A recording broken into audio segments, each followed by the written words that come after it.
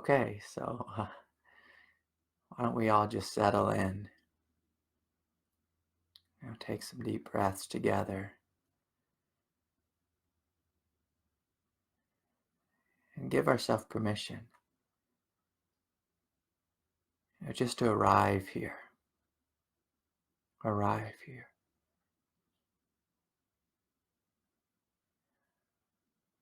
You could feel in your body and just notice if there's any tension or any,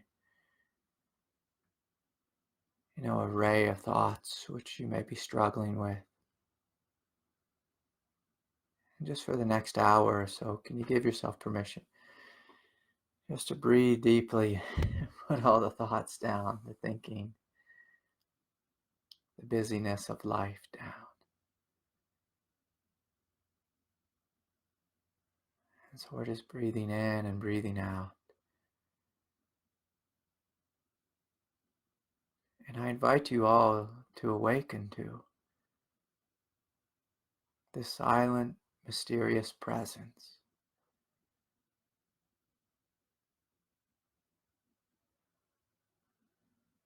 which you call I. What is this?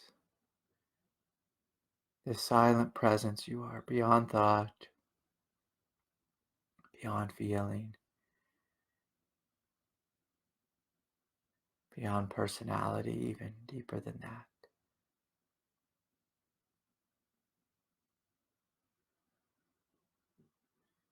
If you give yourself permission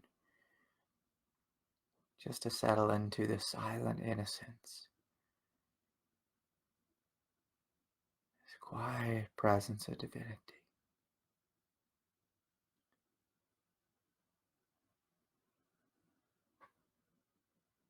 This mysterious, awake, alive awareness. And what I invite you to notice is that what you are, fundamentally, essentially, is good.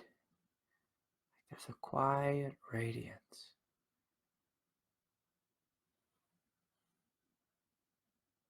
Buddha called this your innate goodness, innate luminosity.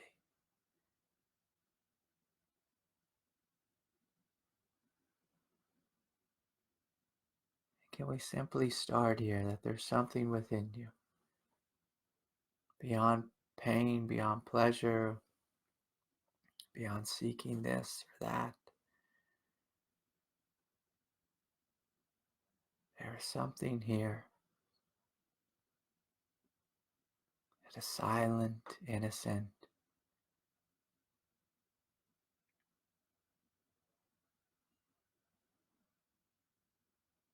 and pure. It's this quiet, radiant luminosity. And so I invite us all just to start with this.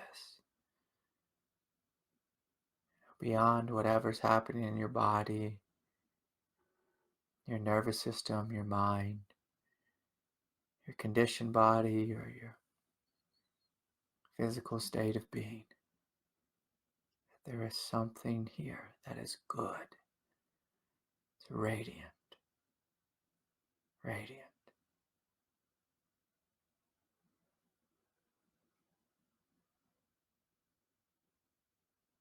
And with that, I invite you, if you like, you can open your eyes. If you want to keep them closed, you can. And just feel, just together, join with me in directly experiencing your presence. Your presence. And so this evening, I received this question from Lee in New Zealand. And let me see if I can get his question right. Let me pull it up here. He writes, Craig, I have a question which you've probably addressed many times, but what is it you mean by God? In your Buddha at the gas pump interview, I heard you refer to God as He, as She, as energy, as silence. I think you'll say that God is all of these and much more.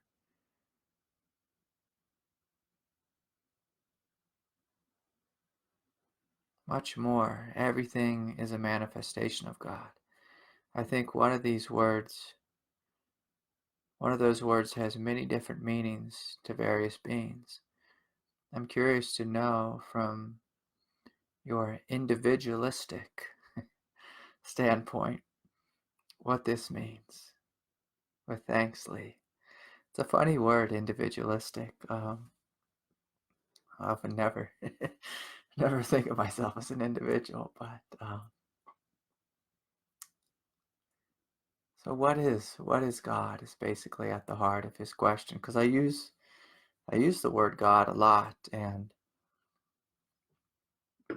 what I notice, unfortunately, is many people are confused just by this word. There's so much baggage around it for a lot of people. They've had trauma with Christianity, or some type of religious upbringing that was too strict or too judgmental or whatever it is. And so please, just right out of the right from the start, I want to be clear that for me, the word God, it's another word for the night sky. You look at the night sky with an open heart, and one doesn't have any baggage, towards the night sky. If there's any baggage with the word God,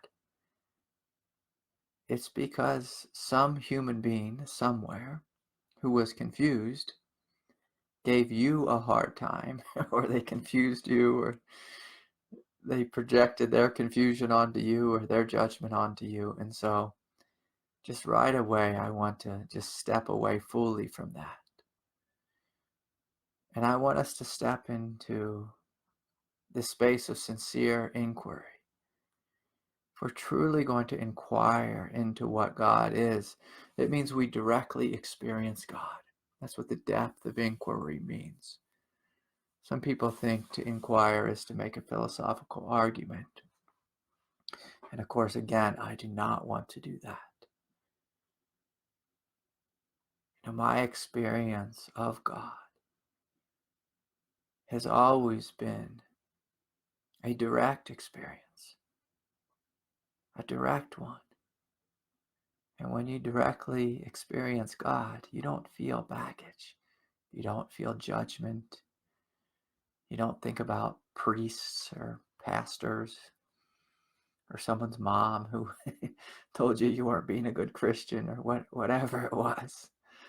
The reason I say someone's mom is because a lot of times this happens when we were a little kid. We were judged by a human being for not being religious enough, or this idea of original sin. So please forget all that stuff. That's human stuff, human judgments. The same way if we turn on, Fox News or CNN or whatever our news station is, we can hear people arguing, telling someone else they are wrong. So let's start with the basics. What is God? God is vast, spacious emptiness. The night sky.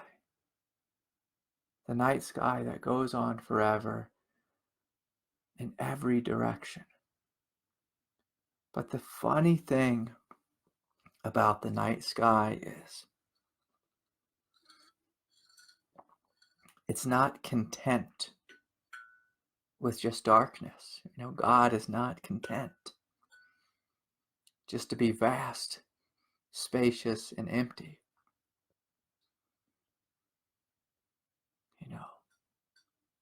God is a great creator. And so within the night sky, you'll see whole universes, star systems, galaxies. This unraveling of life. You also see the unraveling and the experience of so-called death. And keep in mind, death, if we're speaking about God, means, death for God is like composting. I have this beautiful garden that's full of kale, and we're getting near the time of year when the other plants start to die. The plants that aren't kale, that aren't winter crops. So my squash died last night, and so the squash will turn into the soil, and then new squash will grow. Come spring, new life will come. So the Lord giveth and the Lord taketh away. And then the Lord giveth again. Like life is this creation. And creation has a beginning, a middle, and an end. And then creation again. Creation again. And so God is a great creator. A great creator. It's endless creation. And it's a creation that is growth-based. That's evolutionary. So yes, God is silence and emptiness. And when you experience yourself in this way, if you give yourself permission to follow the neti path, the path of deconstructing your personality, deconstructing your thoughts, and realizing the one thing you cannot deconstruct is the depth of your being, the aliveness of your being. And so you can rest, as the radiant, luminous night sky, awake, alive awareness. This is God. This is God. And of course, you are one with God. Your consciousness is made of God. How could it be other than? How could anything be outside of God?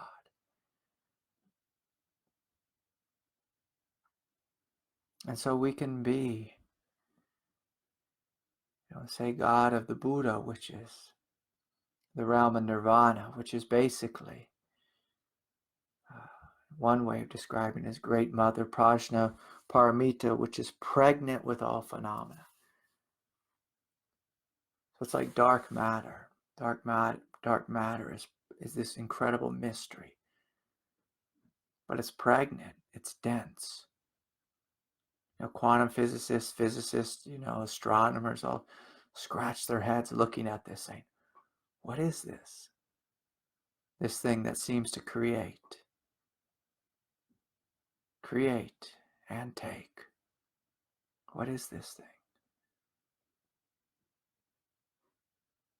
It seems like it's nothing, but when you look a little closer, you see it's pregnant. And this is what the Buddha wanted to realize, vast, spacious emptiness that is pregnant, primordial, pregnant with all of life. And so right now I invite you all, can you find this space within you? Just this quiet radiance, which is doing nothing, being no one. Can you experience this as yourself? You are made in the image and likeness of God. The likeness means, in a sense, what God is, you are. What God is, you are. And so you are vast, spacious emptiness. The energy which is the energy of the beginning of time, which is beyond time, which is eternal. So this is one form of God. But then there's this different form of God. There's many forms of God. There's a Buddha's form. If you study with the Tibetans, they speak about all these different realms of divinity. Some say God is awareness, the truth is awareness, the truth is emptiness, the truth is spaciousness, all these different schools of thought, but the truth is all of them. God is all of them. And we step into Christianity. God is Christ, Christ consciousness. This overwhelming love and fearless compassion. This too is God. And if you step into it, if you open your heart, if you're struggling, if you open your heart to Christ consciousness, you might feel this flow of divinity coming into your heart, embracing your very human struggle, your evolutionary struggle, your soul struggle. The first Buddha tried to just let go of struggle, let go of the body, let go of the mind, and just see what's beyond all that. But Christ said, I want to meet with the sick, the downtrodden, the confused, the people who are hurting, the ones who are in really bad shape. And so I love the energy of Christ, because a lot of my life I've been in really bad shape. Been afflicted with intense emotions and confusion, and gone through hell this way and made bad decisions that way, and then made more bad decisions and more and more and more. And if I call upon the night sky in that moment, I might just feel this peace, like this general sense, this very Buddhist general sense of, this isn't the end of the world, whatever it is you're struggling with. But oftentimes that wasn't enough to really serve me, just to have some, just gentle peace of the night sky. And so I would receive the gentle peace of the night sky, but then I'd take a step further and call upon Christ. Lord, will you come into me? Will you hold me? Will you straighten my life out? Excuse me. I'm an idiot. I'm a fool here. I don't know what to do. And right away, I would feel this wave of grace, this wave of love, this very personal,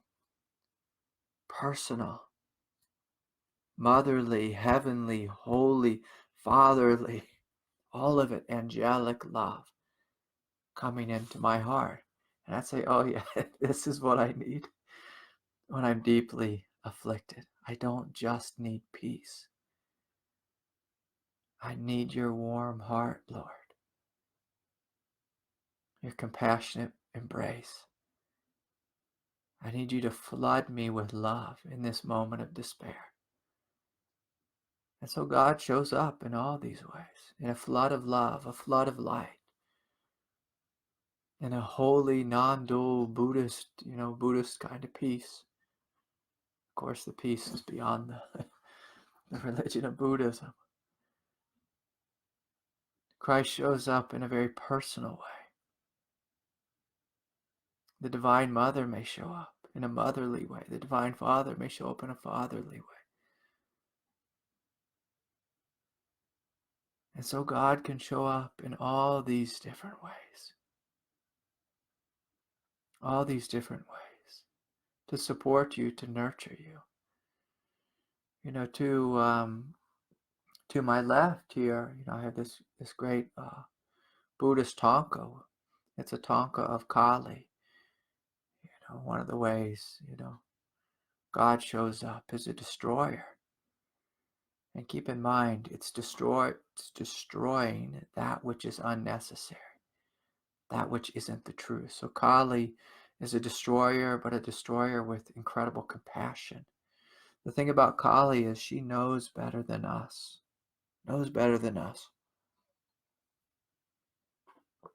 So if we struggle with alcoholism or addiction,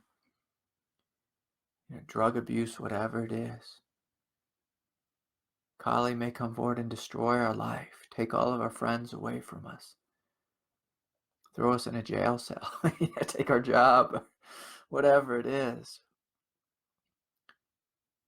But she comes with this evolutionary flair because she's growth-based. She wants us to wake up, to live a greater life, to let go of that which is obsolete. But sometimes us humans, we are so thick, so dense. We need Kali to come forward,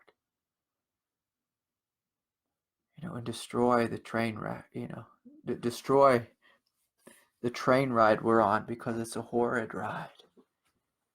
But she's inviting a greater ride. And so in this Tonka that I have, she comes with these fiery hair and these, skull necklaces and all this.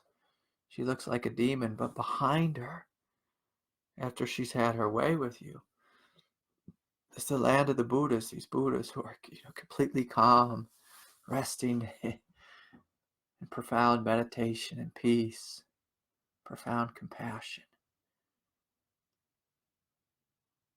And so God can show up in many ways. Many ways. The thing that people get confused about, and it says it in the question here, he writes something like, everything is a manifestation of God.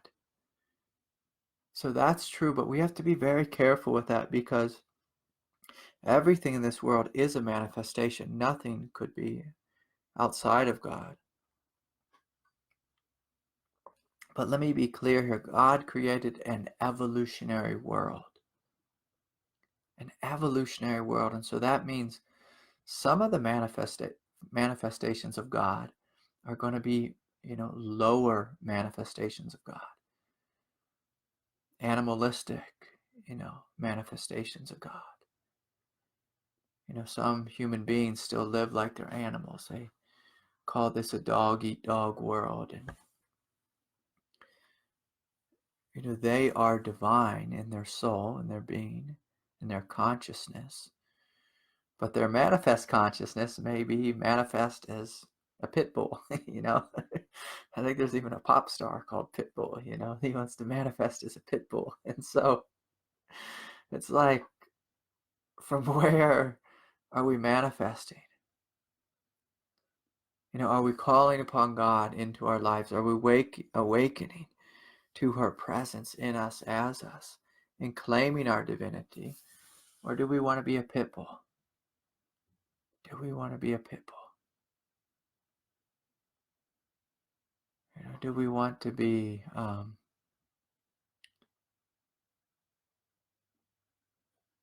just like excuse my language, but like a hormonal high school boy? Do we want to manifest at that level of existence?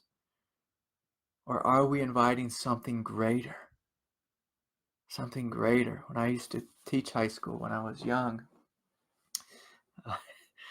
this teacher who I worked with, she taught high school for many years. She said, we need to take all the high school boys and just send them off to a farm in Kansas and just let them work really hard, give them a couple years to grow up, and then bring them back and put them into a classroom. And see, some of us, our lives are like that. We just need to grow up so we can discover what God truly is.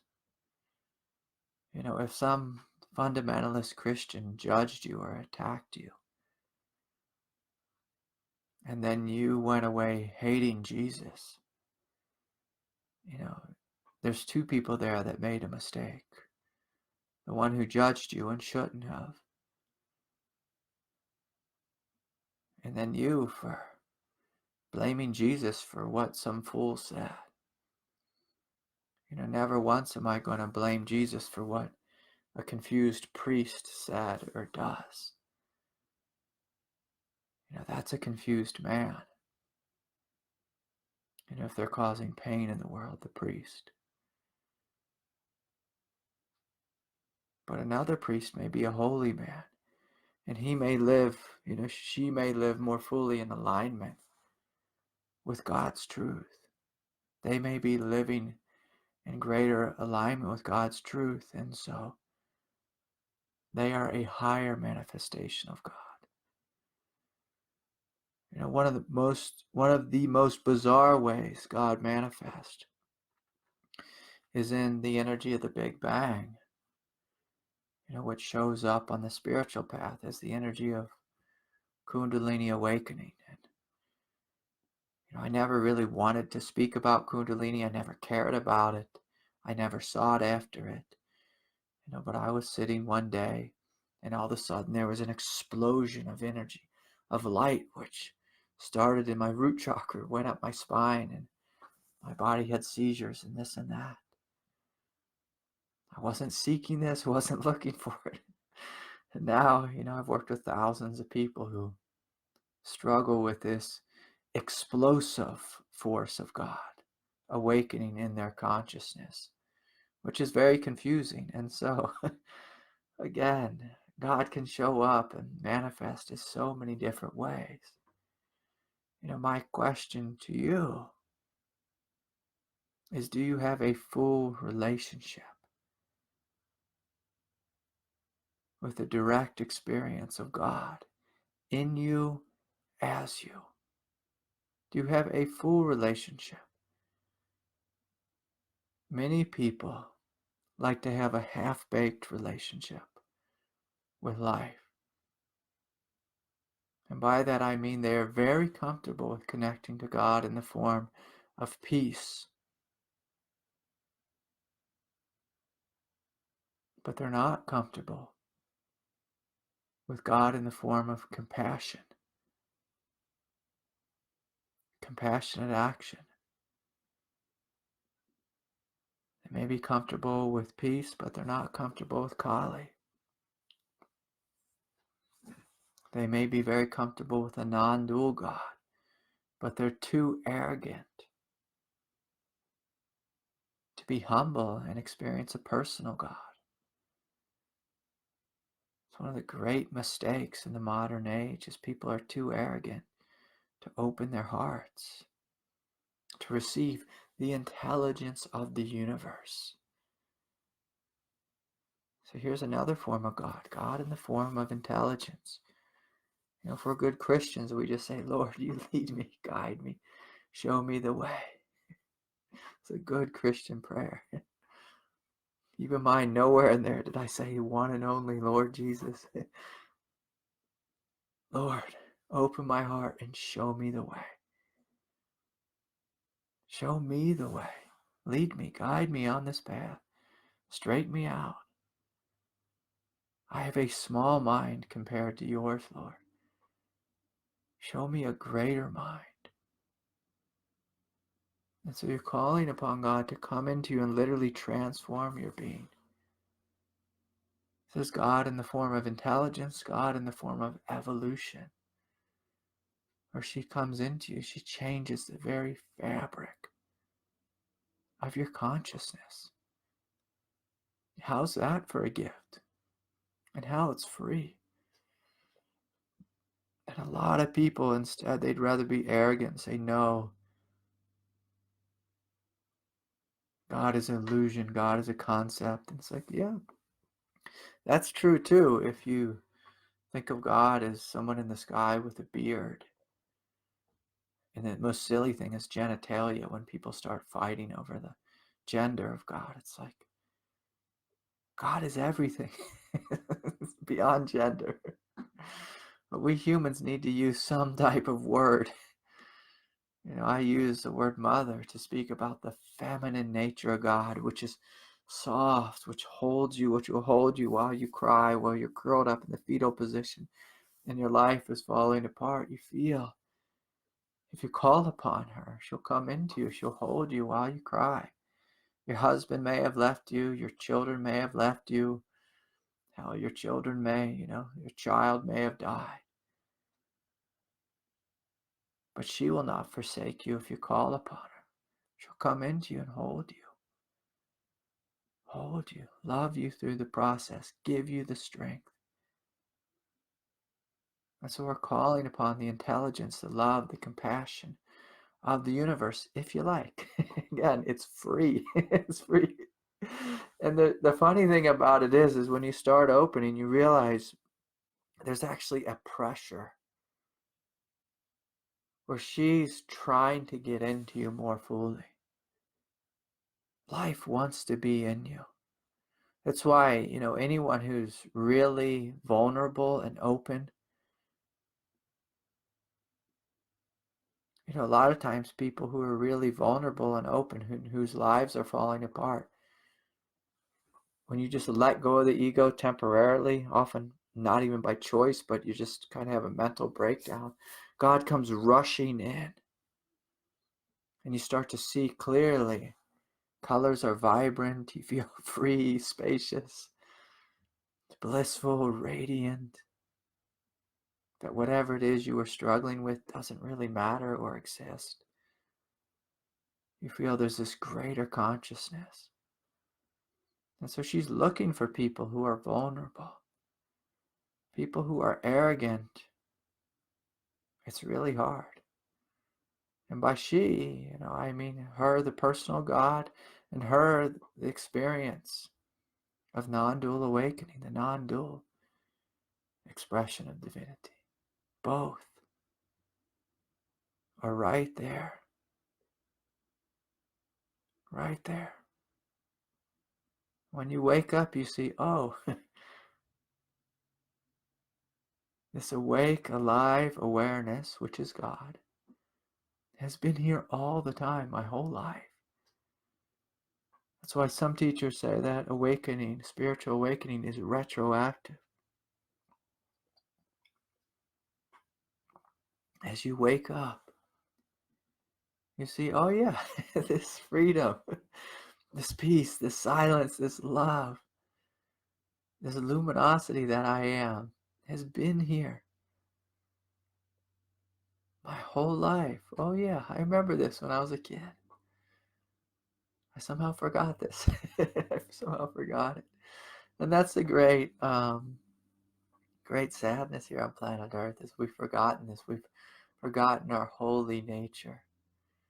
And we've taken on our animal nature, our fight or flight nature, our overthinking nature. This is the one sin. And sin, by this I mean it's just a confusion. Sin is when you choose something lower instead of something greater. That's all it is. It's a fundamental mistake, and we're programmed, to make the mistake too. And by that I mean our lower natures are a collection of habits. So habit is always just easy. It's just unconscious. It's there. But in order to grow, it's just like connecting with God. You have to lift up your heart. You open and say, I'm going to try something new. I'm going to let go of my neurotic mind. And I'm going to sit in the silence and see if something greater comes. And God will show you the way. Will show you the way. And again, it won't come in the form of some booming angelic voice. God shows up in you as a silent voice of your heart. Buddha called this prajna, heart wisdom. It's beyond thinking, beyond rationality. And so we open to this. We open to this. Okay, and so I better get to the questions. If anyone here has a question, please let me know. You can put it in the comments. Also put in the comments, hey, I'd like the microphone if you're on Zoom. Okay, a lot of questions here. Let's see if I can get to them. Craig, how do we change a negative core belief? With love from Alex in Sweden. So we heal a core belief through loving ourselves fully. So the first thing we need to be able to do is just to see that if we have a negative core belief, that belief is going to make your body feel constricted. It's going to make your mind feel anxious and tight. It's going to make you feel like what I call a bag of rocks, So, when I was young, just because of my upbringing in one way or another, my negative core belief was I had to be small, I had to hide, I wasn't allowed to speak. It's a funny thing now. I feel like I do a lot of speaking now. And sometimes life will do that. Life will give you, say, a negative conditioning, what I'll call like an evolutionary challenge. So she'll put this gift in you, or you're all meant to have your voice. You're all meant to be angels in human form. You're all meant to be divinely awake. But say, for example, if someone, has the gift of singing, that's a gift I don't have. But if you have the gift of singing, you may grow up in a house like mine where you're told to be small. Shh, be quiet. Don't talk. Don't make a noise. You're being too loud. This type of thing. And so first thing, as we grow up, we begin to just have a gentle sense of awareness. Oh, when I believe this thought, I feel like a bag of rocks. Okay. I don't, your heart naturally says, I don't want to feel like a bag of rocks. I want to feel like an angel because that's the truth. So when you step into truth, you will always feel better, more free, more spacious, more empty, more alive, more blissful and joyous. So the first thing is just to have the awareness to notice if there's a contraction in your body, in your mind, in your nervous system, unless you are being chased by a mountain lion or someone's coming after you with an axe, there's a good chance, you're believing something that's not true. Not true. If you just turn on the news, you'll see a lot of people basically are giving us the vibration, the world is terrible, we're going to burn in hell, it's all falling apart. If you step outside into nature, you see, oh, the sun is shining upon my face. The sky is blue. There's an incredible silence and peace here. And so the first thing, Alex, we need to just see the negative core belief, which you have done. You have awareness of it. You can ask, a great question. Is this belief true? No, it's not true. You could do the work by Byron Katie. Who would I be without this belief? Oh, I'd be free. And if you can let that belief go and experience the hugeness of your divinity just in a moment, beautiful. For the 95% of you who that doesn't fully work with on the first try, then we have to learn how to work with actually healing in the body. And so healing in the body means we need to work with our emotional nature. We need to work with our physical nature. So the body holds negative core beliefs on an emotional level, tension in the chest, gripping in the belly, clenching in the throat, normally one of those three places. And we need to meet your inner child, your inner innocence with love. You have to look inside and see, oh, I'm not just some little vulnerable human child who needs to shut up. What I am is this profound innocence. What I am is this innate goodness and divinity. You need to just see that and fall in love with yourself. As you fall in love with yourself, you will experience some level of shock. And by that I mean, you have kind of this feeling, one of, oh, I'm really good. And for so many years I thought, or I was conditioned to believe I'm so bad.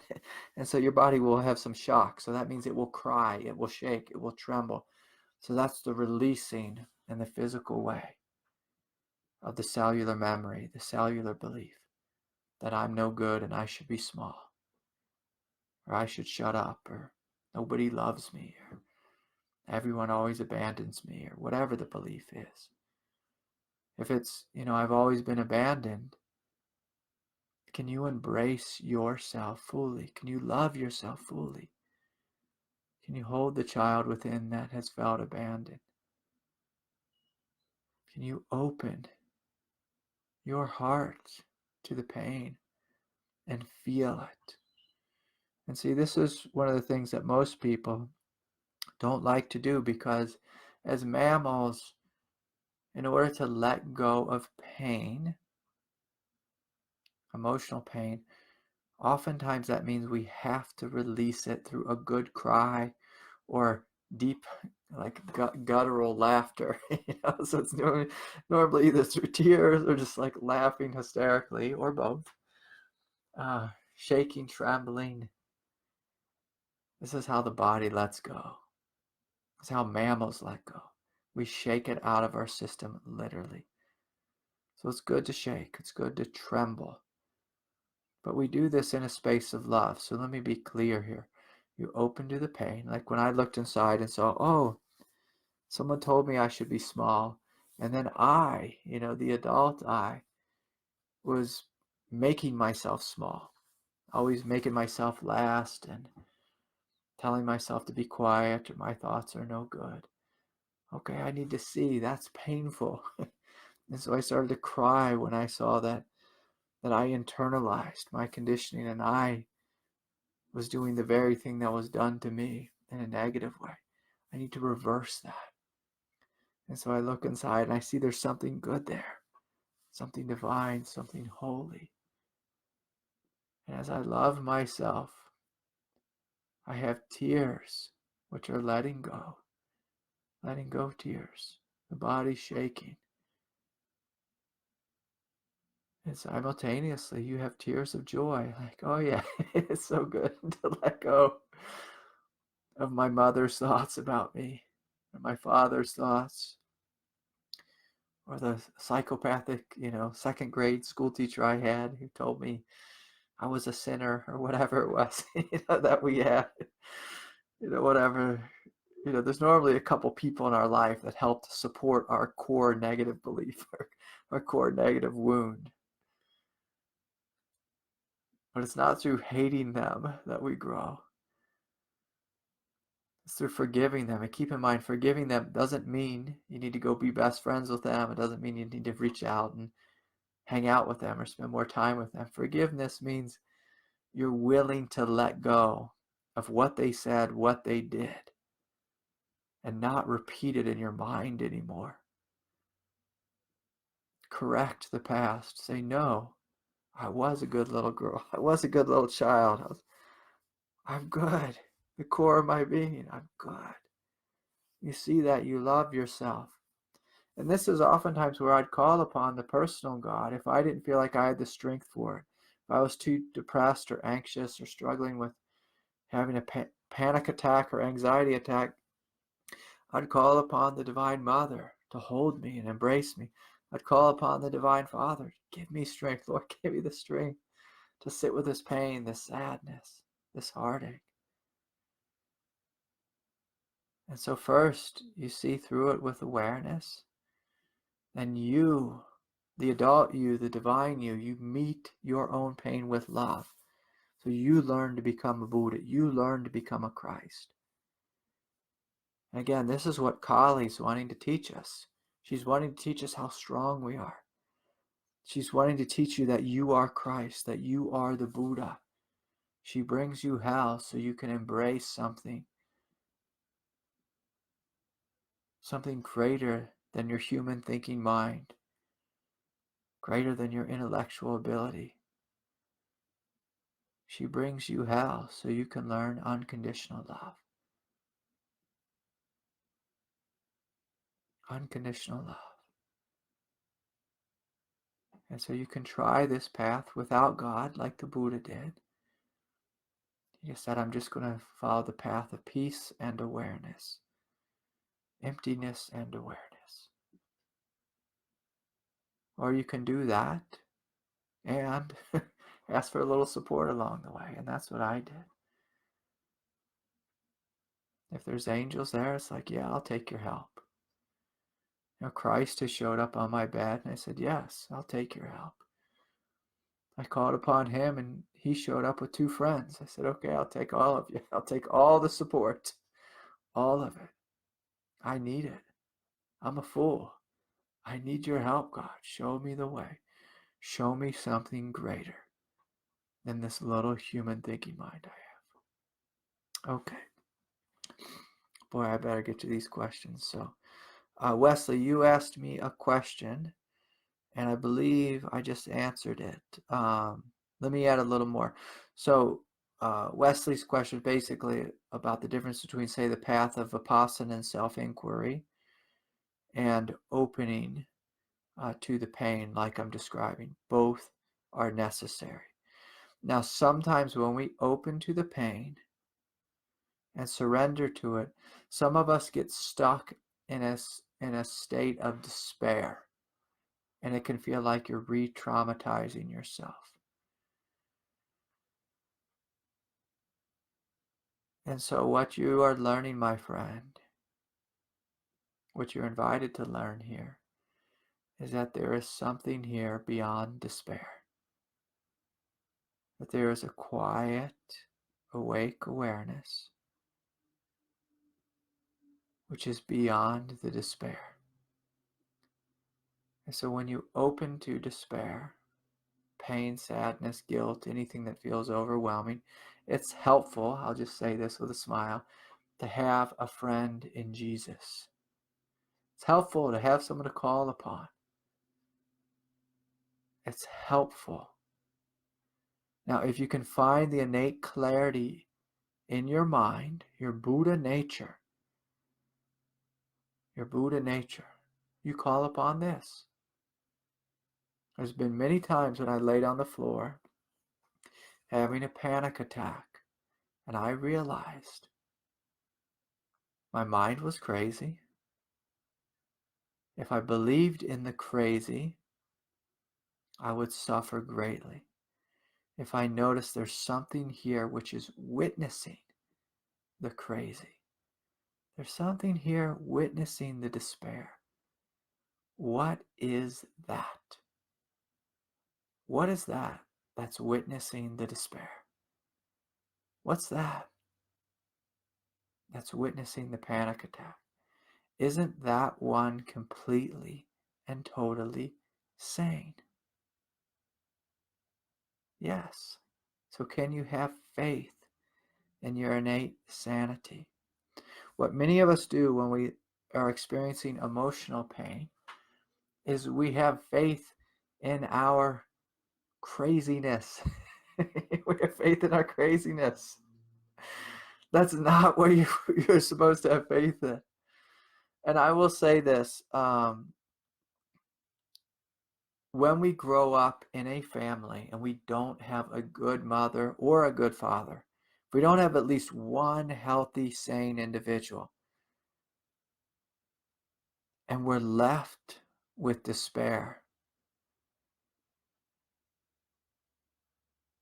oftentimes we don't trust. We don't trust in God. We don't trust in an adult. We don't trust in ourselves. We don't trust in anything.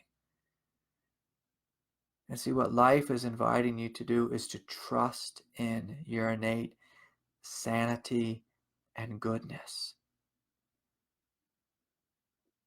So you may not have had this as a child. You may have grew up with a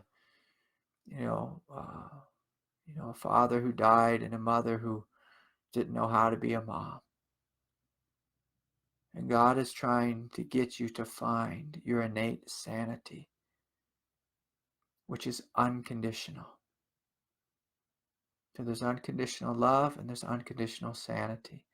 There's something here that's beyond the movement of pain. And so, Wesley, my friend, life is inviting you to wake up to this. That there is something here that's not crazy. Even if your mind is screaming at you with crazy thoughts. What's here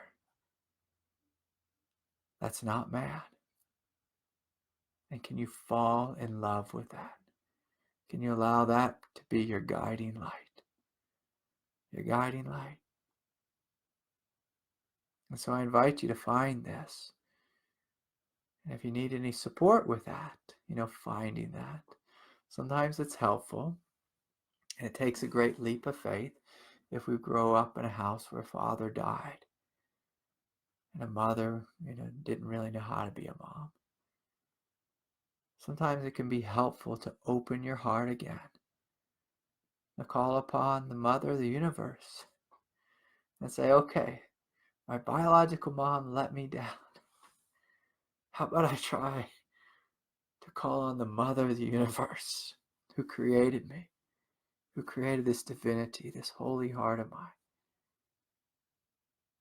created everything that is good. How about I call upon her to hold me through the process? How about I call upon the Divine Father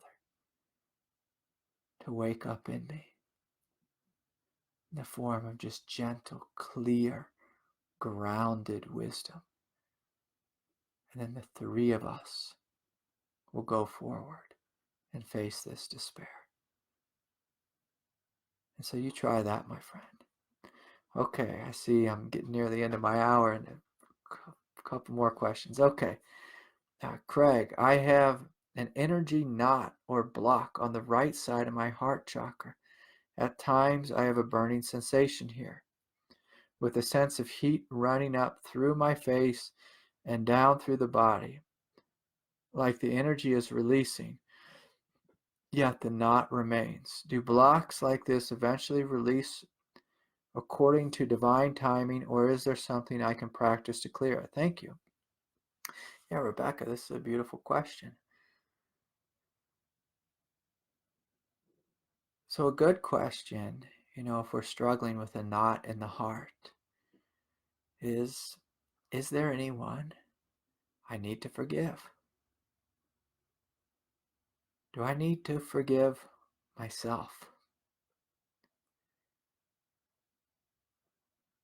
Do I need to forgive mom or dad, sister or brother? Hell, sometimes we need to forgive God. Sometimes we need to forgive God for, creating an evolutionary world, which is quite different than our heavenly abode. And so all of us come from heaven, live in heaven. Then occasionally we vacation here on planet Earth. And life on planet Earth is difficult. And in our heart area, this tends to be where we hold on to our deep, painful relationships. A love affair that went wrong. Some of us on this planet have literally a brother or sister who has, who's a narcissist or psychotic or has borderline personality disorder or something crazy like that. And when we're young, we just shut our hearts. Sometimes when we're older, we get married to someone we love and they deeply betray us. And so we close our heart in a deep way. In a deep way. And as the energy is trying to flow through your heart, it's going to rub up against that knot. Sometimes it'll burst through and flow through you. But then at the end of the day, we may find that knot is there. Oftentimes the knot remains because there's something, someone we need to forgive, or something we need to put down. Something we need to put down. Sometimes we carry something really heavy in life. And so, yes, at the end of at the end of your spiritual path, divine timing is everything, of course. God will take care of it. But do you want to be a conscious participant with God? Do you want to go at the pace of the collective consciousness, which is slow? If you turn on the news, you see it's crazy. We live in a world of just utter division, according to the collective consciousness. Or do you want to step into unity consciousness? In order to step into unity consciousness, you need to bring your human body, your human mind, your human emotional nature into alignment with the mind of God. So that's the great invitation for you. Great invitation to you. It's a beautiful question, Rebecca, and it looks like you get a sense of what I'm speaking about. Yeah. Thanks for sharing your heart with us. Okay. Let's see if I got all the questions.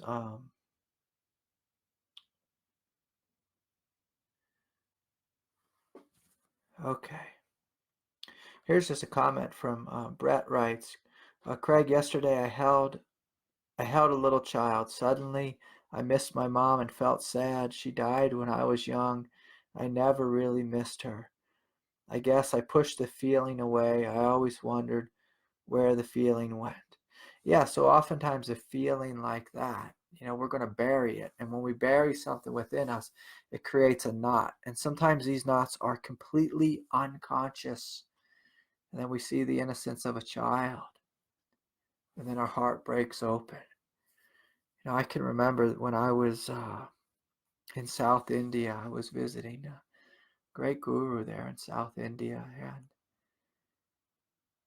And I was just like, I was standing in line, outside of the ashram. In India, a lot of times the children, they just shave their heads, maybe for holy reasons, but oftentimes because of, they don't want the kids to get lice. So they have all these little kids running around shaved heads, and they look like little monks. And this little girl, she just looked up at me with she's on a red sari and these 2 gold earrings and the gold nose ring. It's just the biggest, just dark brown eyes. And I was just standing there and I saw her and I just started crying. And tears just like, just flooding me. And I saw that I was being way too harsh with myself on this path. I was trying to meditate 10 hours a day, beating the hell out of my body. Thinking I was wrong and bad and a sinner just for existing. And all these confused,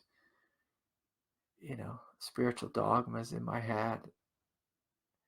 And I just saw the innocence of the child, and it was just like God looking back at me.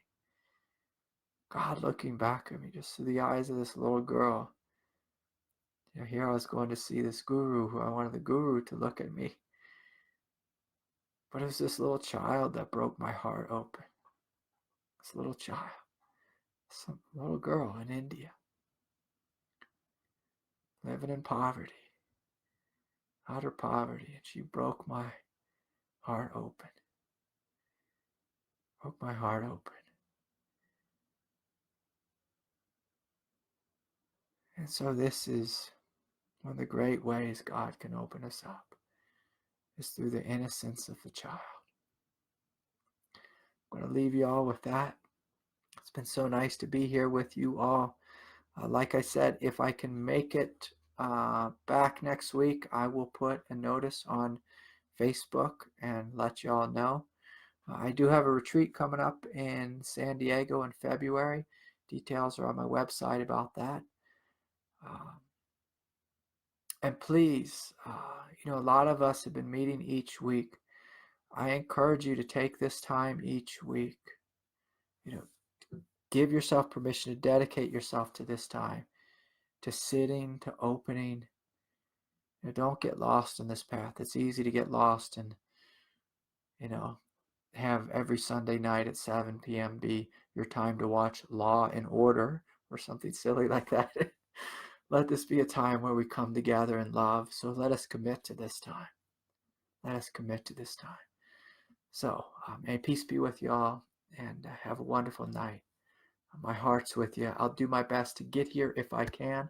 Otherwise, it looks like I'll be seeing you in November. But check the website, check Facebook for updates. Take good care. Good night.